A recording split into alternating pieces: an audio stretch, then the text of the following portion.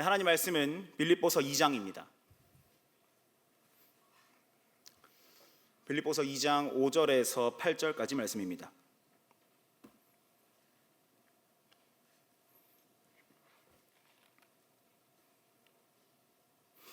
빌립보서 2장 5절에서 8절까지 말씀을 우리 한 절씩 교독하겠습니다. 하나님 말씀입니다. 너희 안에 이 마음을 품으라. 곧 그리스도 예수의 마음이니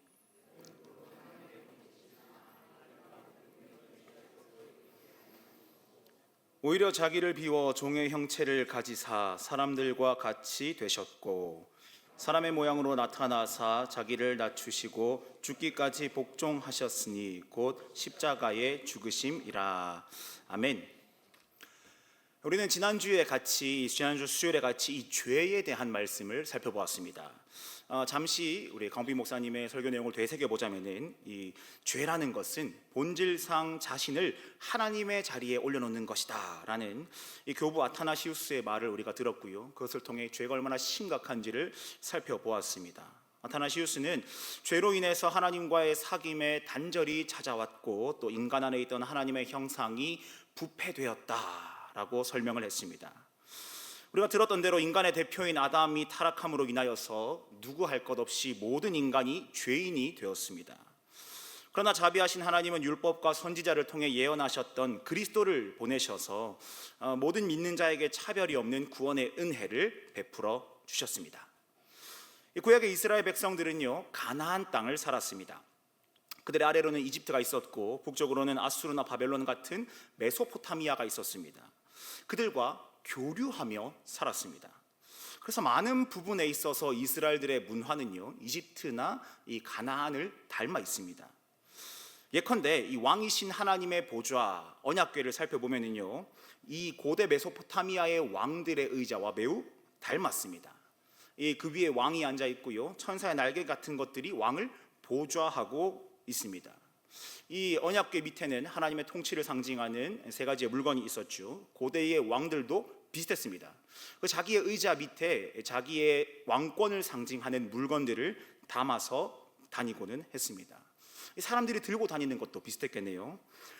그뿐 아니라 제사제도 역시 비슷했습니다. 이스라엘만이 제사를 가지고 있던 것은 아니었습니다. 이집트에서도 신관이 신에게 매일 아침 저녁으로 제사를 드렸습니다. 이 물두멍에서 손을 씻었던 것처럼 이 신관들 역시 자신을 깨끗하게 하는 일을 아주 중요하게 여겼습니다. 메소포타미아나 이집트나 할 것 없이 바알과 라를 향해 제사를 드렸습니다. 이 밖에도요, 다양한 정말 많은 종교적 문화적 유사점들이 이스라엘과 가나안 사이에는 존재합니다. 더 많은 것을 알고 싶으시다 하시면 나중에 바이블 아카데미를 찾아오십시오. 네, 기대하겠습니다. 그런데 이게 상당히 많은 유사함 속에서 몇 가지 결정적인 이스라엘들만이 가지는 고유한 독특함이 있습니다. 이러한 차이는요, 당시 고대의 근동을 살았던 사람들의 입장에서는 도무지 이해할 수 없는 차이였을 텐데요, 그 중에 결정적인 차이 그 하나가 바로 무엇인가 하니 그 왕의 보좌, 닮아 있는 그 왕의 보좌 위에 앉아 있는 신에게 나아가는 방법입니다. 고대 이집트의 글 중에는 아주 유명한 사자에서라는 아주 유명한 글이 있습니다. 거기에 보면 이러한 문구가 있는데요, 죽은 자를 오시리스에게로 인도하는 죽음과 관련된 제의의 책을 누구에게도 보여주지 말라. 감추어진 큰 신비다 라고 되어 있습니다. 이집트에서는요, 이 보좌에 앉아있는 그 신에게 나아갈 수 있는 방법을 절대로 일반 백성들에게 공개하지 않았습니다. 사제, 그러니까 성경으로 굳이 치환하자면 제사장 정도만이 그 방법을 알고 있었습니다. 왜냐하면요, 대부분의 사제들이 왕의 가족들이었기 때문에 제사 제도는 곧 왕의 권력을 상징했기 때문입니다. 이것은 메소포타미아 역시 마찬가지였는데요, 대부분의 국가의 그 신의 대리자들이 왕의 친척들이었기 때문에 그 신에게 나가는 제사 방법 혹은 그 신에 대해서 가르쳐주고 있는 경전과 같은 것들을 철저하게 비밀로 여겼습니다. 그런데 언약궤 사이 속죄소 위에 있는 두 그룹 사이에 거하시는 하나님께서는, 그 왕이신 하나님께서는 누구나 하나님께 나아올 수 있도록 그 방법을 계시하십니다. 심지어 하나님 그분과 또 하나님께 나아가는 제사 방법을 이 여러 군데에 써서 붙이면서 자녀들에게 가르쳐라 라고 하시며 누구든지 그 방법을 바라보고 나올 수 있도록 진영 가운데에 성막을 두게끔 하셨습니다. 심지어요, 형편이 좋지 않아서 제사를 드리지 못하는 일이 없도록 제물의 등급에도 차이를 주셨습니다.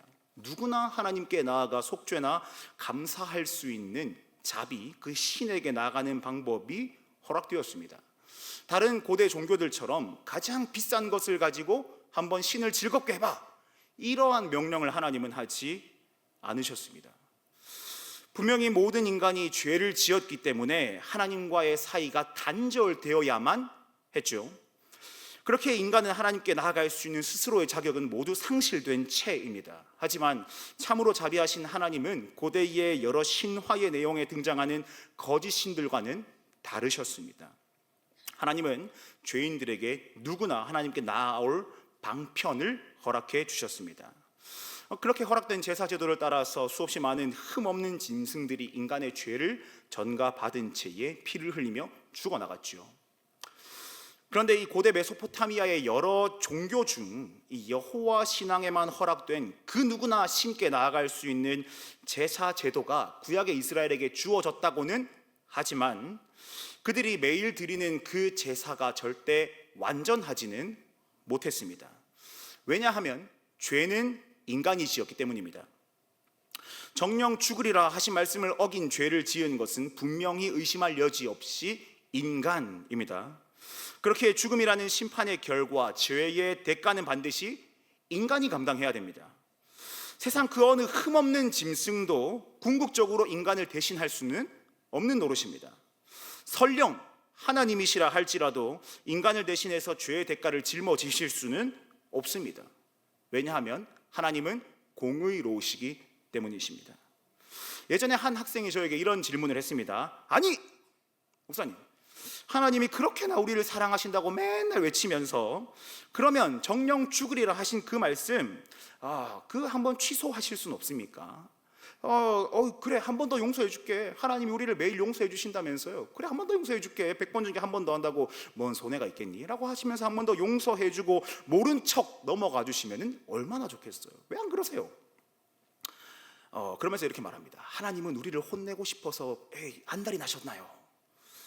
상당히 수준 높은 질문이죠. 그런데 여기에는 한 가지 함정이 있습니다. 우리가 잘못에 대해서 모른 척 넘어가거나 무작정 용서만 하는 행위는 순간의 쾌락과 유익을 가져다 줄 수는 있지만 결국에는 그것이 죄를 지은 그 사람을 바른 길로 인도하지는 못한다는 사실입니다. 물론 하나님께서 인간을 사랑하시기 때문에 그냥 모른 척 지나가실 수도 있으시겠죠. 하나님은 전능하시니까요. 하지만 만약 하나님께서 정령 죽으리라 하신 죄에 대한 책임을 인간에게 묻지 않으신다면, 죄에 대해서 심판하지 않으신다면 어쩌면 인간은 하나님이 절대적으로 필요하지 않구나라고 여길 수도 있습니다. 적당히 아니 매 순간 죄를 지으며 매일의 바벨을 쌓으며 살아갈 수도 있겠죠. 하나님은 스스로를 거짓말하게끔 만드는 거짓 신으로 치부될 수가 있습니다. 그러한 관계 속에서 인간은 자기가 걸어가는 길이 죄의 길, 사망의 길인지도 모르고 그냥 열심히 걸어만 가겠지요. 그러므로 인간을 무지하게 사랑하시는 공의의 하나님은 하나님의 공의대로 정령 죽으리라 하신 죄에 대해 책임을 물으십니다. 하나님이 잔인하시기 때문이 아니라 인간을 무진장 사랑하시기 때문입니다. 제사를 통해 하나님께 나아가는 방법을 들어서 알게 된 인간들은 1년간 온갖 정성을 다해서 흠없는 어린 양을 키웠을 겁니다. 그리고 번제단 옆에서 이 짐승에게 안수함으로 죄를 전가하면서 원래는 내가 죽었어야 했구나라는 사실, 그리고 그럼에도 불구하고 하나님께 나아가는 방법을 허락하신 하나님의 사랑에 대해서 감사하면서 제사를 드렸겠죠. 만약 누군가가 이 죄에 대한 책임을 굳이 물으시는 하나님께서 잔인하다라고 말을 한다면 어쩌면 그 사람은 하나님에 대해서 잘못 알고 있거나 내가 믿고 싶은 사랑과 용서의 하나님만을 만들어내는 중인지도 모르겠습니다. 분명한 사실은 하나님의 말씀을 어긴 주체가 인간이기 때문에 그 죄에 대한 책임은 반드시 인간이 져야만 합니다. 그래서 죽어간 수없이 많은 동물의 제사는 결국은 불완전할 수밖에 없습니다.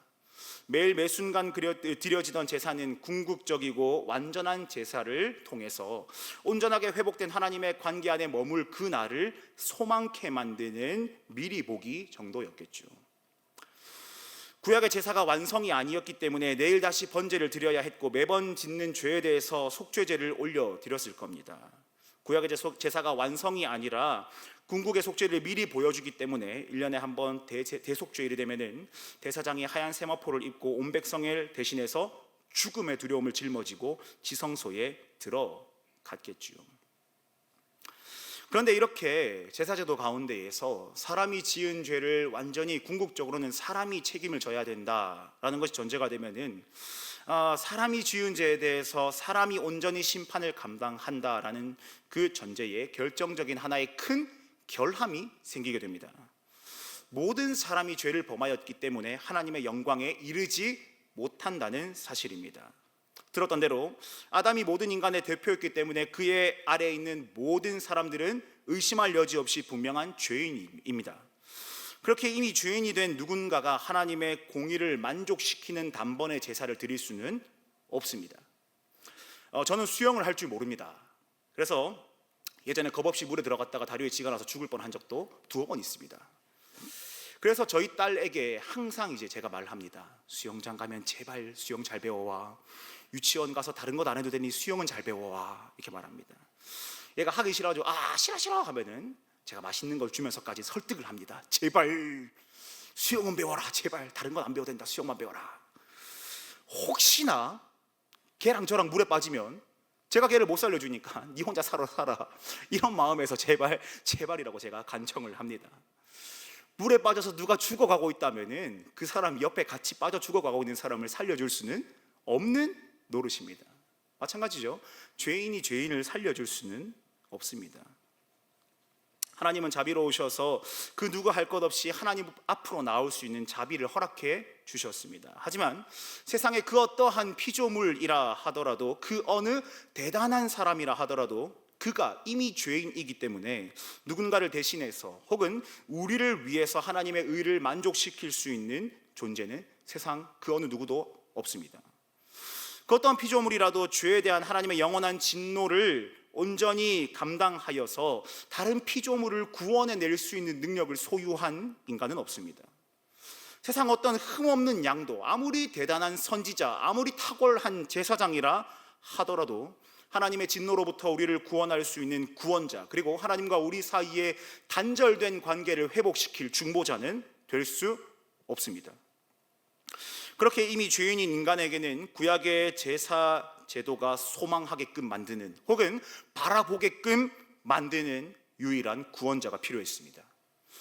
죄인들을 하나님께로 인도하여서 하나님께로부터 그 하나님과의 관계에서 화목하게 할 중보자가 반드시 필요했습니다.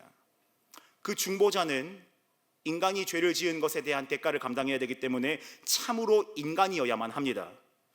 하나님의 공의의 심판을 모조리 감당시키고 만족시킬 수 있는 구원자여야 하기 때문에 그 존재는 또한 세상 그 어떠한 피조물보다 탁월하고 뛰어나신 하나님 그분이셔야 됩니다. 그러면 방법은 단 하나밖에 없습니다. 사랑과 자비의 하나님께서 친히 인간이 되시어서 하나님의 공의를 만족시키는 방법입니다. 사람이 하나님이 될 수는 없으니까요. 그래서 참 하나님이신 예수님께서 사람의 몸을 입어 이 땅 가운데에 임재하셨습니다. 완전한 사람이기 때문에 예수님은 사람인 어머니로부터 태어나셨습니다. 그리고 사람이 그러하듯 하나님의 말씀 안에서 은혜 안에서 지혜와 키가 자라셨고 하나님과 이웃을 더 사랑하는 자로 자라나셨습니다. 완전한 사람이시기 때문에 그분은 때로는 피로를 느끼셨고 때로는 배고파하셨습니다. 때로는 애통하셨고 그분은 완전하신 사람이기 때문에 십자가 가운데에서 못 박히실 때에 물과 피를 쏟으셨습니다. 그리고 그분은 완전한 사람이시기 때문에 십자가에서 정말로 죽으셨습니다. 그러나 주께서는 동시에 완전한 하나님이셨습니다. 그분은 완전한 하나님이시기 때문에 온전히 성령으로 잉태되어 태어나셨습니다. 물론 하나님이신 예수님께서 영화의 어떠한 한 영웅의 모습처럼 번개가 번쩍하더니 짜잔 하고 나타나실 수가 있으셨겠죠. 가브리엘의 환송을 받으며 미가엘의 호의 속에서 천군 천사들과 함께 빰 하면서 등장하실 수가 있으셨겠죠. 분명히 예수님은 성육신이라는 방법보다 훨씬 멋지고 대단한 방법으로 임재하실 수가 있으셨습니다. 더 탁월함으로 그분의 신적인 그 위엄을 계시하실 수가 있으셨겠죠. 하지만 하나님이신 그분은 그토록 화려한 모든 방법을 거절하셨습니다. 그리고 친히 우리와 똑같은 방법으로 인간의 몸을 입으셨습니다. 차이가 있다면 예수님은 분명 아담의 후로부터 이어지는 남자와 여자의 연합으로 허락되는 탄생이 아니라 전적인 하나님의 능력 가운데에서 잉태되셨습니다.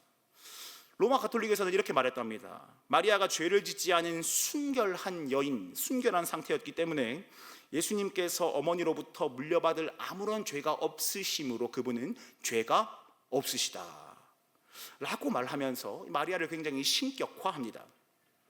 그런데 그것은 상당히 의미가 없는 시도죠. 왜냐하면 마리아 역시 그 부모의 연합 가운데서 태어났기 때문에 부모로부터 이어지는 그 원죄 안에 놓이게 되었으니까요. 신학자 바빙크는요 이렇게 말을 합니다. 예수의 무죄성은 원인적으로는 자신의 신성에 기초하고 도구적으로는 성령의 잉태에 기초하기 때문이다. 바빙크는 참 하나님이신 그분은 원래 죄가 없으시다라고 설명합니다. 그렇게 그분이 사람의 몸을 입으신다 한들 죄가 있을 수가 없다라고 말하죠. 그분의 하나님 되심을 강조합니다. 마리아로부터 태어나셨기 때문에 마리아로부터 전해지는 원죄를 품을 수 있는 일말의 가능성이라도 있지 않습니까? 라고 질문을 할 수 있습니다만 그리스도께서는 마리아의 능력 가운데에서 태어난 생명이 아니시고 성령의 능력 가운데 잉태되시고 태어나셨기 때문에 성령의 능력 안에서 모든 죄로부터 원래 정결하신 대로 태어날 수가 있게 되셨습니다. 그분은 하나님이시니까요. 일부 비평학자들은 그리스도의 초자연적인 출생이 후대에 편집되었다라고 말합니다. 아니면 예수와 마리아와 요셉 사이에 이미 혼인이 있었고 그 관계 속에서 자연스럽게 태어난 아기를 마치 사기적으로 적어 놓았다라고 과학으로 그 동정녀 탄생을 설명하려고 시도합니다. 그러나 과학을 초월하는 성경이 증언하는 바 예수님은 분명히 성부의 뜻에 온전히 순종하셔서 성령 안에서 동정녀를 통해 사람으로 태어나신 하나님이십니다. 초대교회 사람들은 당연하듯 이렇게 말했습니다. 성령과 동정녀 마리아에게서 태어난 자. 그들 사이에서는 매우 보편적인 신앙의 고백이었음이 틀림없습니다. 예수님은 이사야 선지자가 예언한 것 같이 분명하게 하나님께서 보이실 징조로 참 하나님이시자 동시에 성령의 능력과 그분의 하나 되심을 따라서 죄가 없으신 참 사람으로 태어나셨습니다. 예수님께서는 참 사람이시지만 동시에 참 하나님이십니다. 그렇기 때문에 다윗의 혈통으로 태어나셨으나 그분은 다윗의 주가 되셨습니다. 바빙크는 그리스도께서 다윗의 자손으로 태어나셨으나 예수는 이미 영원 전부터 하나님 나라의 왕이셨다라고 설명합니다. 그분은 영원 전부터 다윗의 주셨고 메시아였으며 하나님의 아들이셨습니다. 이 땅에서 예수님의 행적을 살펴보면 하나님으로서의 그분의 전능하심이 여럿 소개가 됩니다. 때로는 바다와 바람을 잠잠하게 하셨고요, 때로는 물 위를 걸어가셨습니다. 때로는 수많은 자를 먹이셨고요, 심지어 죽은 자를 다시 살려내셨습니다. 예수님은 분명 우주를 주관하시는 하나님이심에 틀림이 없습니다. 그렇게 그분은 또한 사람의 생각을 아셨고 죄인을 사하는 권세를 가지셨습니다. 또한 이후 어떠한 고난 중에 스스로가 던져지실지를 너무나 잘 알고 기도하셨습니다. 그러나 분명한 사실은요, 예수님은 개인의 유익과 만족을 위해 하나님 되심을 드러내지는 않으셨습니다. 예수님은 하나님으로서 전능하심을 드러내는 그 순간에 온전히 하나님의 영광을 위함이다, 혹은 하나님의 나라를 위함이다라는 그리스도 되심을 표적으로 사용하셨습니다. 이 유대인들의 문헌 중에 도마의 유년기 복음서 이런 책이 있습니다. 그 책을 보면요, 아주 기똥찬 내용이 있는데요, 이 예수님의 어린 시절에 대해서 기록을 해놨습니다. 믿거나 말거나요. 이렇게 되어 있습니다. 예수님께서 어린 시절 진흙으로 새를 빚으사 생기를 불어넣어 후 하시니 새가 되어 날아갔더라. 대단하죠.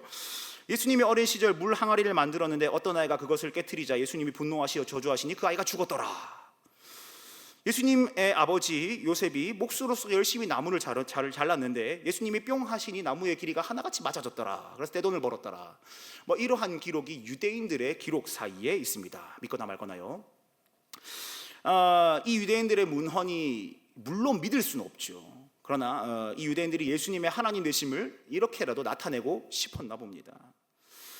그러나 예수님이 행하신 첫 번째 기적은 분명히 가나에서 물로 포도주를 만드신 사건입니다. 예수님은 이 유대인들의 문헌처럼 자신의 하나님 되심을 결코 자신의 유익을 위해 사용하지 않으셨습니다. 오직 하나님의 영광과 하나님의 나라를 위해 사용하셨습니다. 예수님은요 철저히 인간으로서 사셨습니다. 아마도 전승을 따라서 일찍 죽었을 그의 아버지를 대신해 목수를 위해서 열심히 일을 하셨을 수도 있겠죠. 어떤 학자들은 이렇게까지 말합니다. 목수로 일하셨다가 한 번쯤은 망치로 손을 찧었을 것이다. 그럴 수도 있겠죠. 아마도 주변에 있는 많은 사람들은 목수로 일하시는 그분의 모습에서 어떠한 신비함도 발견하지 못했음에 분명합니다. 그러니까 예수님은 고향에서 배척받으셨죠.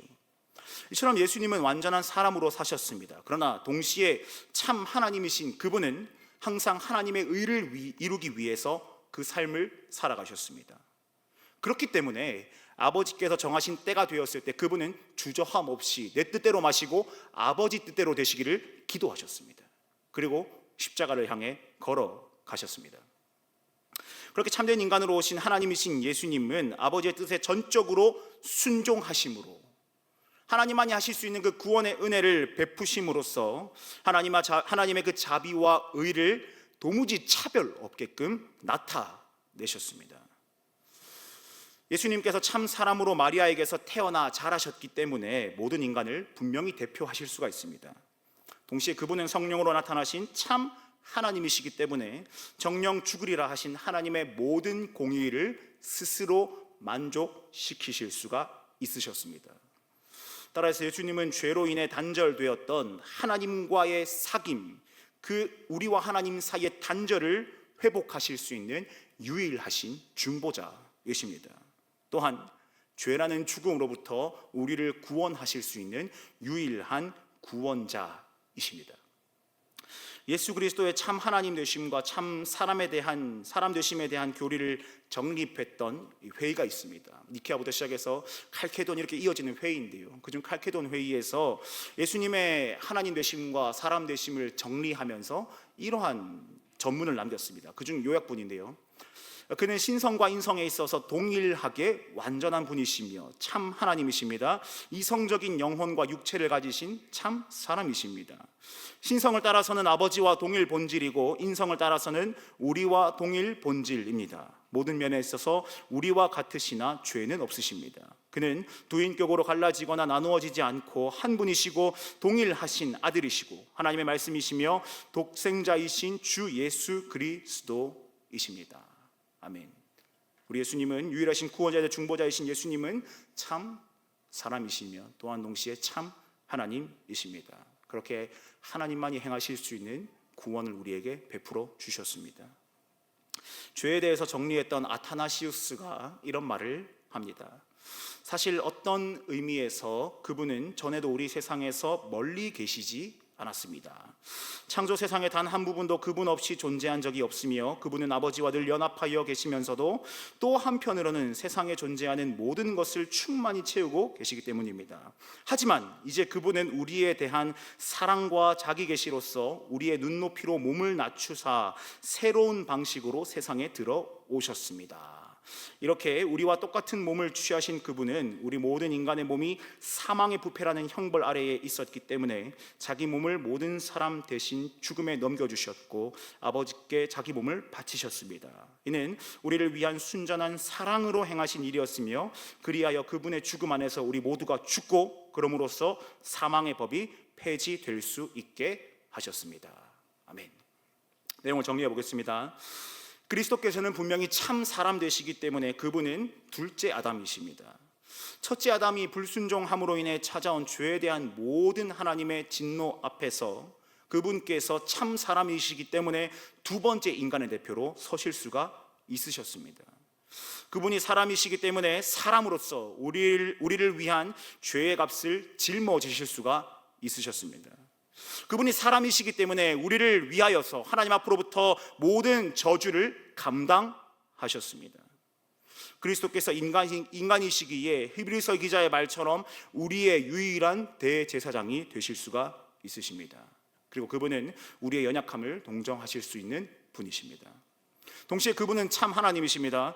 참 인간이신 그리스도께서 모든 인간을 대표해서 하나님의 진노 앞에 서 있다면 그분은 동시에 참 하나님이시기 때문에 하나님의 모든 진노를 스스로 감당하실 수 있는 분이십니다. 다른 어떠한 도움도 필요하지 않습니다. 다른 어떠한 대속제물이 필요하지도 않으신 분이십니다. 히브리서 기자의 말처럼 그분은 우리의 유일하신 대제사장이십니다. 1년에 한 번 속죄일이 되면은 대제사장이 목숨을 걸고 지성소로 들어갔습니다. 온 백성들은 긴장한 채 그 대제사장이 살아오기를 기다렸습니다. 그가 살아와야 속죄를 얻은 것이니까요.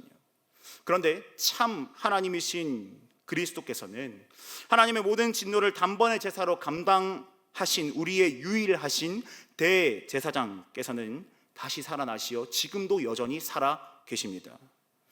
대제사장의 생존이 구약시대의 속죄의 근거가 되었다면 그리스도 우리의 유일하신 대제사장의 살아계심은 분명한 우리의 속죄의 증거이며 주께서 이루신 구원의 감격 안에서 우리의 부활의 소망이 됩니다.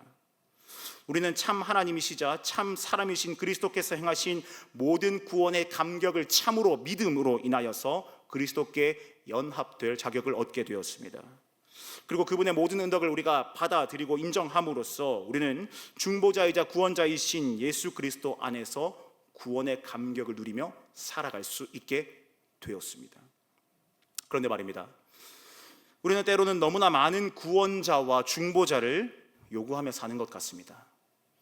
참 하나님이신 성자께서 우리와 같이 되시어서 참 사람이 되셨는데 그분이 우리의 모든 죄를 짊어지시고 우리를 위해서 십자가로 기꺼이 걸어가셨는데, 그리고 우리와 같이 고난을 받으시고 우리를 위해서 죽으시어서 참 하나님으로서 모든 진노를, 하나님의 그 모든 진노를 스스로 감당하셨는데 그럼에도 불구하고 우리는 참 많은 구원자를 요구하며 살아가는 것 같다는 말입니다. 최근에 한 가정에 신방을 갔습니다. 이런저런 대화를 나누다가 그 가정의 기도 제목을 들려주었는데요, 그 가정에 고등학생 딸이 있었습니다.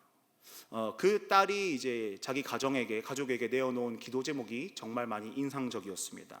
10대 후반 청소년이니까 이 고민하는 것이 얼마나 많을까요? 뭐 진로, 직업, 뭐 하물며 연애, 뭐 그런 것들 엄청나게 많은 것들을 고민하며 살아갈 수가 있었을 텐데요. 그런데 그 친구가 그 자기 가족에게 내어놓은 기도 제목이 뭐냐면은 예수 그리스도를 갈망하며 살고 싶습니다, 이 말입니다. 예수 그리스도를 갈망하며 살고 싶습니다.